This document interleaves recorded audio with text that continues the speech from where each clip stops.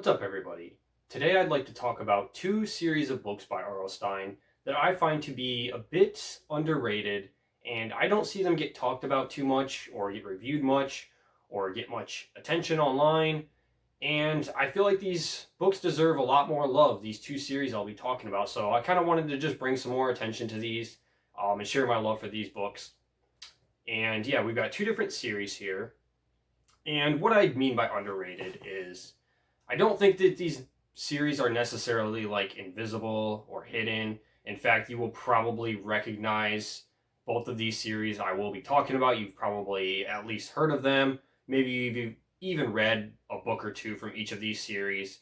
But compared to the majority of R.L. Stine's work, I feel like these series of books are very overshadowed by his more well-known, like mainstream series, like the original 62 Goosebumps series, the mainline Fear Street series, the Horrorland series, a lot of his other like very popular and well-known books. And yeah, I just wanted to talk about these today. And the first one I'll be talking about is part of like his big name franchise, the big name that he is most well known for, but it is one of the smallest series of books in that franchise, and I think also one of the most consistent, in my opinion. And that series is the Goosebumps Hall of Horrors series. Now, I did read through all of these, and I did a ranking of them somewhere on my channel, an older video, if you want to go look that up. But I wanted to just talk about this series a little bit more and speak about it more generally because I really feel like this series deserves some more love. So it's only 6 books long, and this series is kind of like a sub-series of the Horrorland series. Take a shot every time I say series in this video. This little 6-book series ran directly after Horrorland ended, after Art 2 of Horrorland. And I'll kind of like show you each book here. The first one is Claws. The second one is Night of the Giant Everything.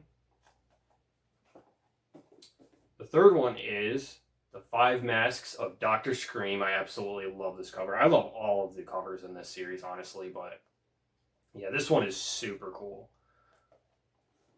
The fourth one is Why I Quit Zombie School.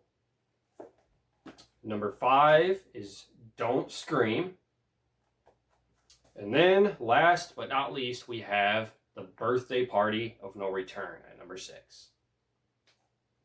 And one thing I do want to talk about too before I get into these books a little bit individually is that this Hall of Horrors series is partially responsible for getting me back into Goosebumps. I don't think that's something I've discussed before on my channel, but many years ago when the Horrorland series first came out and was kind of new, I had kind of fallen out of love with reading a little bit at that time in my life. I can't remember how old I was exactly, but I wasn't reading a ton, and I hadn't read anything from Goosebumps in a long time, and I saw R.L. Stine came out with a new series, and I was curious about it. I thought, I'll check these new Goosebumps books out, see how they are. And I started off on the wrong foot. I read the very first Horrorland book, Revenge of the Living Dummy, which is absolutely awful. Easily one of the worst Horrorland books and probably one of the worst Goosebumps books, period, in my opinion. I know there's a lot of people out there that will agree with me on that as well. And then I proceeded to read a couple more Horrorland books, and I just could not get into them, and I dropped Goosebumps. I gave up on trying to keep up with these modern entries, and I think occasionally I'd like go back to read some of the older ones for nostalgia, but I had kind of fallen out of love with Goosebumps at that point. And then, I don't know what made me decide to pick up these Hall of Horrors books, but I checked out a couple of them at my library. I believe the first one that I read was the very first one in the series, Claws. And I remember thinking, when I read this back when it was new, I believe it came out in 2011, I want to say? Yeah, 2011. I borrowed a copy from my library and read this.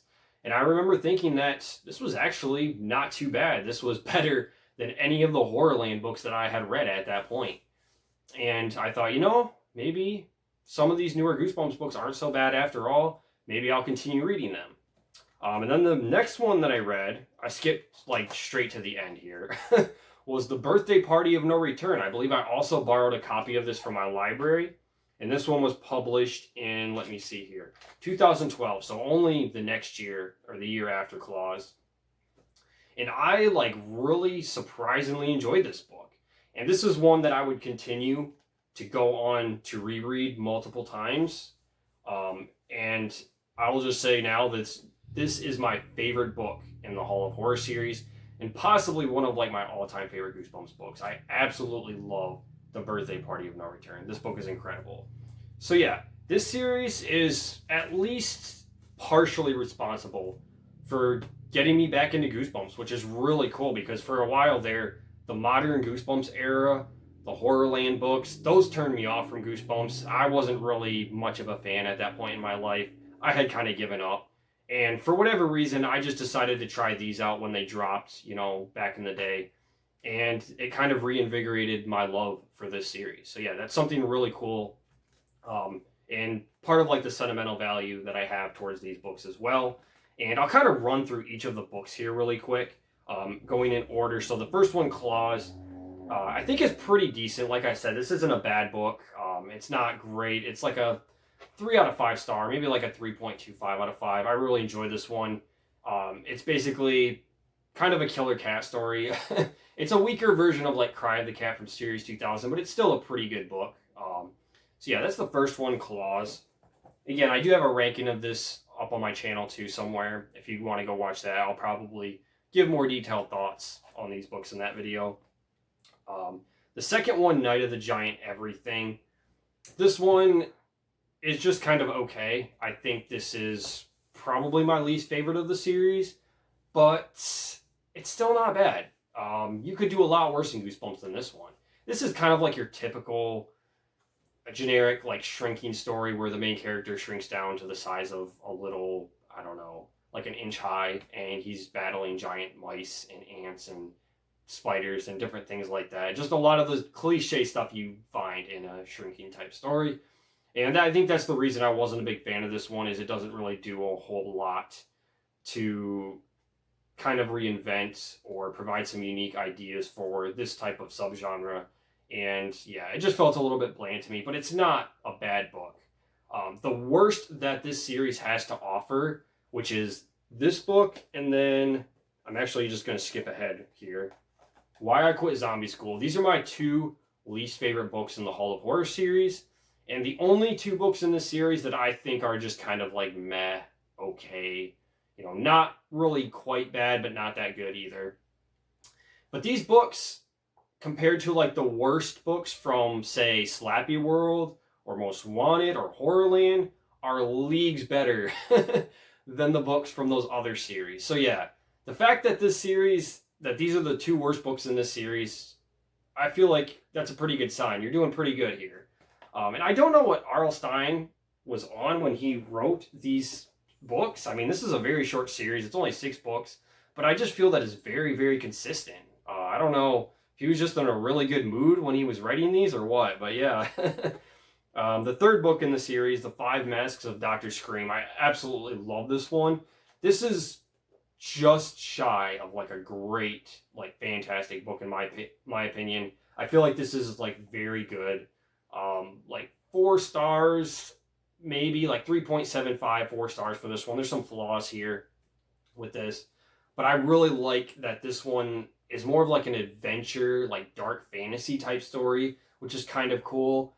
This one has some elements in it that we haven't seen before in Goosebumps. It just feels like a very fun, adventurous, kind of a unique story with good characters, which is always a plus. And yeah, I really enjoy The 5 Masks of Dr. Scream. This is a very fun book. Number 5 in the series, Don't Scream. This is also one of the best books in the series. I think it's kind of in contest with 5 Masks as like my second favorite, but I think I enjoy 5 Masks slightly more just for like the fun factor that it has. This one is a bit more serious, a bit more scary. This is probably the scariest book in the series, in my opinion. It's kind of like a techno horror book dealing with this evil, like artificial intelligence virus thing. I think our main character finds like a smartphone, and there's like a voice that starts talking to him.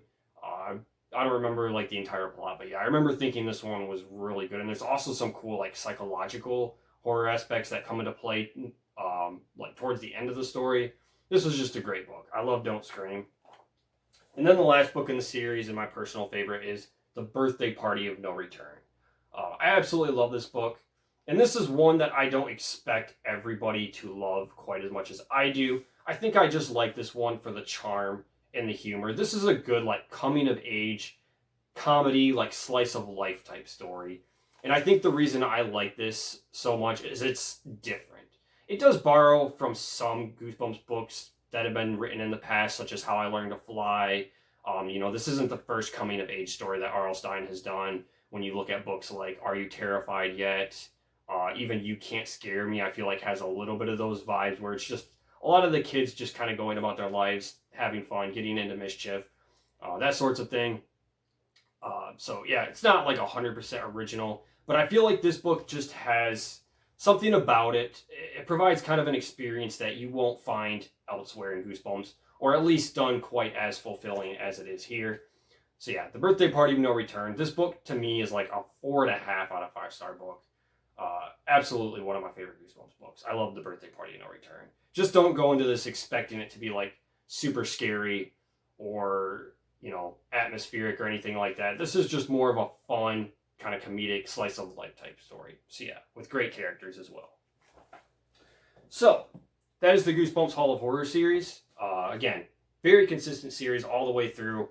I enjoyed pretty much all 6 of these books, with just 2 of them being kind of okay, but the other 4 all being very, very good. So, yeah, even though this is a very short series, I would highly recommend checking this out. That's Goosebumps Hall of Horrors. Okay. The second series I want to talk about is the Nightmare Room series.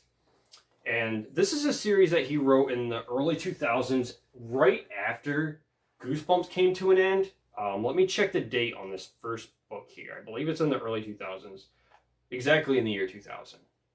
And R.L. Stine basically had a falling out with Scholastic. That's a whole story for another time. If you want to read about that, you can look it up online and read about it. But yeah, he had a falling out with Scholastic essentially, and he wanted to continue writing middle grade horror. And he wrote these under a different publisher, which is Avon Books, which says on the back here, an imprint of HarperCollins publisher. So HarperCollins, basically, it does also have the Parachute logo on it, so it was also part of his own publishing company. I guess I'm not exactly how that works when 2 publishing companies are like collaborating, I guess. I don't know. But anyway, this is the first book in the Nightmare Room series, Don't Forget Me. In my experience with the Nightmare Room series, I don't really have a lot of nostalgia for this series. I believe I only read one of these books when I was a kid, which is this one here, Full Moon Halloween. This was the only one that I believe I ever read as a kid. And I don't even remember how I got a copy of this. I think we found it at like a used bookstore, or not a used bookstore, but like a garage sale or something, or a library sale. I can't remember. But I do remember reading this book when I was younger. And I remember thinking it was good, but it was never one that I was like absolutely in love with. And yeah, this is book number 10 in the series, Full Moon Halloween. Let me just kind of go through the books, I guess, in order here. This one is Locker 13, book number 2. This is number 3, My Name is Evil. Number 4, Liar, Liar. Number 5, Dear Diary, I'm Dead. Number 6, They Call Me Creature. I really, really need to find a replacement copy for this book. The fact that this corner is like torn off just irritates the heck out of me. But these books are kind of tough to find. There's not a lot of these in print. They're not necessarily like super rare or expensive or anything like that. You just don't see them that often. And this book, funny story, not so funny, but kind of funny. I ordered a copy of this off of Thrift Books. And they sent me pretty much the copy that you're looking at. Not this exact one, but it was pretty much identical. It had like a huge chunk of the corner of the cover here just taken off. And I contacted customer service. I think I showed them a picture, told them what happened or what was wrong with the book. And they sent me out another copy. This is the other copy that they sent me. Another copy with a huge ripped off corner on the front cover. I was so pissed. That was pretty much when I stopped ordering from thrift books. So yeah. Eventually I would like to find a replacement copy for this book. But this is number 6 in the series. They Call Me Creature. Okay. Book number 7, The Howler. Book number 8, Shadow Girl. Book number 9, Camp Nowhere. Book number 10, Full Moon Halloween. Number 11, Scare School. Number 12, Visitors.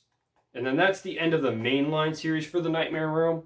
And then there's also a 3-book like trilogy within the Nightmare Room called Thrilogy. We have book 1 called Fear Games, 2 called What Scares You the Most, and book number 3, what's this one called? No Survivors. So yeah, there's a total of 12 books in the mainline series and then the Thrilogy for a total of 15. And what I really like about the Nightmare Room series, similar to Hall of Horrors, it's very consistent. There's not a lot of bad books in this series, and even the weakest that this series has to offer is not like completely horrible. Like, you can do a lot worse. The mainline, like Goosebumps series, the original 62, Horrorland, etc., the worst books in those series are like awful, like bottom of the barrel books I never want to read again in my life. You know, you have books like Go Eat Worms, My Harriest Adventure from the original 62, Say Cheese and Die Again. In Horrorland, you have, in Most Wanted, you have the Dr. Maniac books. The Dr. Maniac books, oh my gosh. Those are like the worst Goosebumps books I've ever read in my life. I hate Dr. Maniac as a character. I don't know what R.L. Stine was on when he wrote those books. Yeah. Well, we're not gonna go there. But yeah, the worst books that this series has to offer, let me kind of go over those real quick. What are my least favorites in this series? I just got like books all in a pile now, not really sorted. Okay, so there's only 3 books in this series that I wouldn't say are outright bad. They're kind of bordering on bad, but again, they're not like terrible. They're not they're far from the worst thing that I've ever read. And those books in the series are number 4, Liar Liar is the first one. This book is one of those ones that doesn't have a very coherent plot to it, and is just kind of a lot of randomness. It's basically about our main character who gets caught up in like this parallel dimension. It's got kind of like a sci-fi horror thing going on. And I think he ends up getting stuck in this dimension because he lies so much. And so karma, I guess, I don't know. He gets stuck in this parallel world, trying to figure out how to get back home. And in this parallel world, it's just a lot of random nonsense that ensues. And I don't remember it being very interesting. I don't even remember much about the book. Whatever that tells you. So yeah, I think I gave this like a 2 out of 5 stars. It's far from the worst thing I ever read. But I think this is probably the weakest book of the series. So yeah, that's number 4, Liar Liar. Another book in the series that I didn't care for that much, but I think it's a lot better than Liar Liar, and that is book number 8, Shadow Girl. Part of the reason I'm not a fan of this one is it deals with superhero comic book type stuff, which, as you probably know if you've seen some of my videos, I'm not a fan of. Books like Attack of the Mutant, They Call Me the Night Howler, I've never really been into those. This one not really being an exception. However, I do think this is fairly well written. I would say that this is one of the better types of stories he's done in that subgenre. I do think that this has some major flaws to it though, and even objectively speaking, I don't think that this is a great book.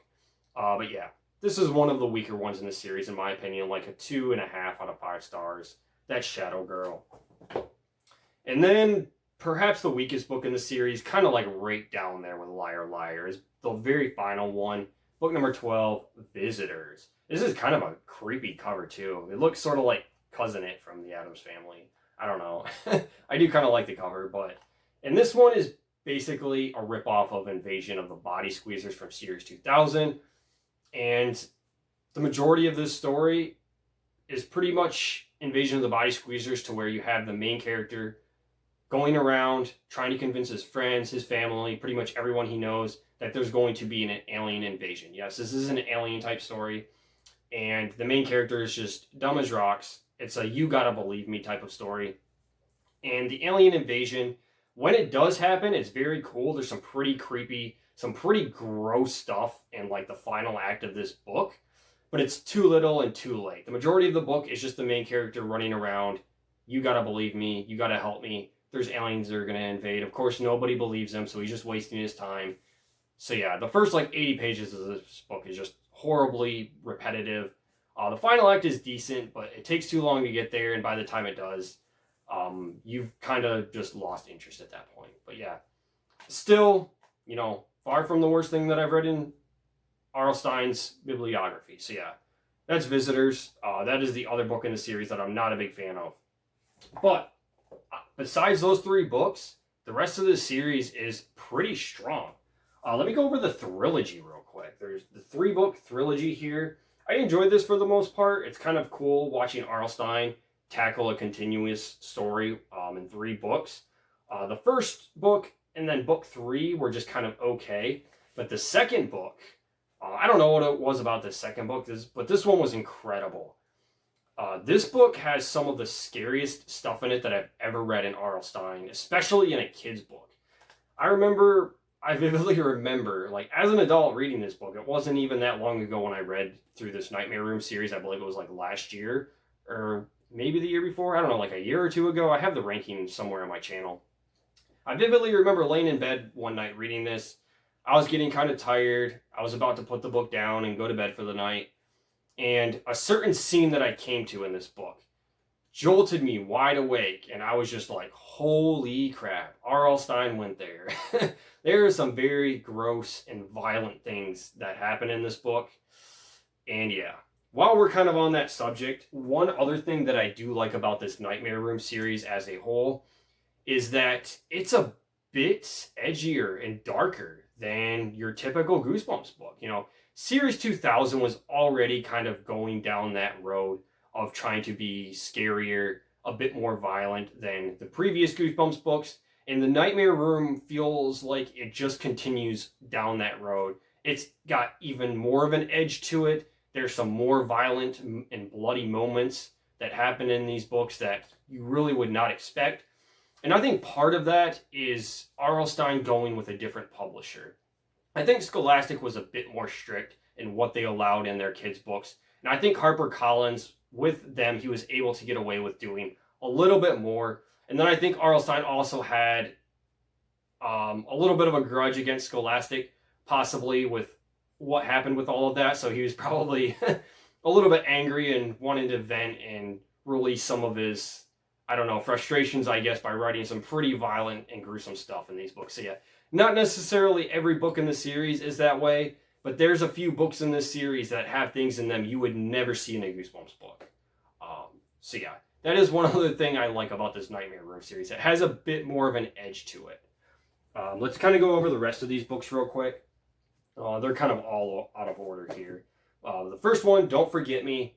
I really enjoyed this one. Great book. This second book in the series, Locker 13. This is my absolute favorite and one of my all-time favorite R.L. Stine books. It deals with luck and superstition. Maybe it won't be for you if you're not into that as much as I am. I tend to like those types of stories.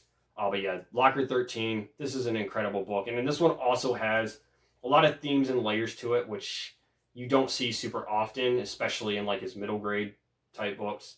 But yeah, this one has some of that in there. There's some meaning to the story. And I always appreciate that. Always bonus points for that. So yeah, Locker 13 is my personal favorite of the series. And this is also like a 4.5 out of 5-star book. This book is like peak R.L. Stine, in my opinion. The third one of the series, My Name is Evil. This one is pretty good. Not one of the best books of the series, but it's a pretty good book. I enjoyed this one. Let's see here.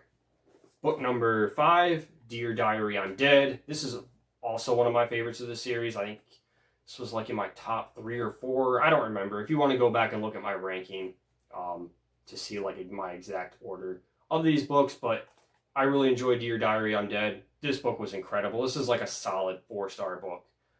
Yeah, I love this one. Book number 6, They Call Me Creature. Also an incredible book. This is also one of the best books in the series. I think I had this as like my second or third favorite. This one has some elements to it of like Stay Out of the Basement and Werewolf of Fever Swamp. But this book is so good, and this is one of the ones that has a bit more of an edge to it. There's some pretty gnarly stuff that happens in here. And I remember reading this and just being like, oh my God. I was very shocked at some of the scenes in this book. But yeah, this one is very, very good. And not just because of that. It's a very well written and well told story as well, with a great protagonist, a good plot and mystery to it. So yeah, They Call Me Creature, book number 6 in the series. This is an awesome book. Book number 7, The Howler. This one is pretty decent. I didn't love this one.